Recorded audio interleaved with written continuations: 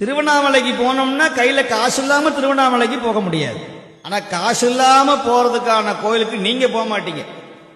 ஏன்னா உங்க மனசுல பதிஞ்சிருச்சு, எங்க கூட்டம் அதிகமாக இருக்கிறதோ, எங்கு ஜனங்கள் அதிகமாக இருக்கிறதோ, எங்கு கடைகள் அதிகமாக இருக்கிறதோ அங்குதான் சக்தி அதிகமாக இருக்கிறது கடவுளுக்கு என்று நீங்கள் முடிவு பண்ணி விட்டீர்கள்.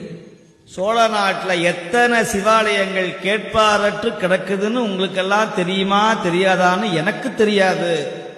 ஆனால் எனக்கு தெரியும், எத்தனையோ பாடல் பெற்ற தலங்கள், வெறும் ஆடு மாடுகள் மட்டுமே வழிபடக்கூடிய இடங்கள், ஜந்துக்கள் வழிபடக்கூடிய சிவாலயங்கள், முருகன் மட்டுமே அமைதியாக தன்னந்தனியாக நிற்கிற ஆலயங்கள் எத்தனையோ உண்டு, அம்பிகை முதற்கொண்டு. என்ன நீங்கெல்லாம் என்ன பண்றீங்கன்னா, அப்படி ஒரு கம்பியை கட்டி இப்படி போய் அப்படி போய் அப்படி வந்து அப்படி வந்து இப்படி வந்து அப்படி உள்ள பார்த்தா ஒரு திருப்தி. நேரா பார்த்துட்டோம்னா சக்தி இல்லை அந்த சுவாமி.